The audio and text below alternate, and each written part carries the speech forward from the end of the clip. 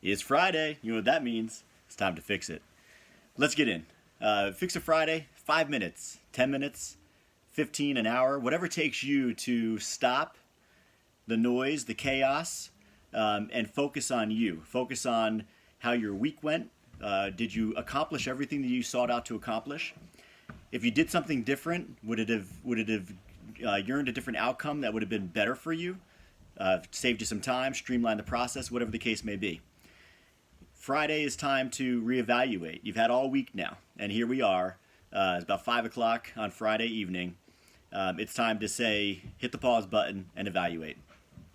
For me, for Fix It Friday, what I am looking to bring are real stories that impacted me this week.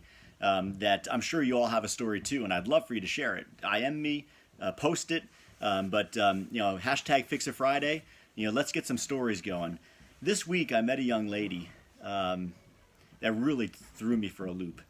We always have that argument or disagreement amongst friends. Had one recently. Who works harder? Stay-at-home mom, working mom. Stay-at-home dad, working dad.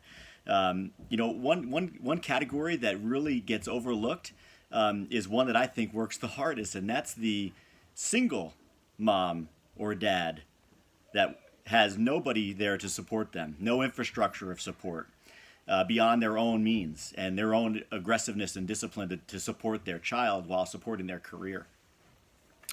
And I met a young lady that was a single working mom and doesn't have a support infrastructure at all. And we were just discussing school, we were discussing expenses and what it feels like, throughout the course of the year, a lot of the fundraisers, things that we do. And one thing that was shocking to me, and she felt comfortable enough to share it, was that her child may not be able to go on a field trip that cost $132. That she was going to go to the school to ask them, one, if she could be put on a plan for the monthly plan so she could afford this and her child could go. Quick question for you and for me as well. How many of us this weekend are going to go out to dinner tonight or tomorrow or enjoy companionship amongst friends, etc., and spend more than $132? We're all very, very blessed. We all work very, very hard for it, but we're all very blessed. And sometimes it's important to realize those around you that may not be as blessed as you are. But the other choice was to have her child stay home sick that day, so they couldn't experience the field trip with their peers because as a single working mother, she couldn't afford it. It threw me for a loop. It really did.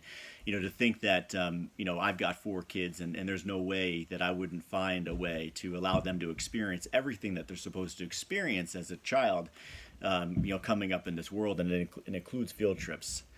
For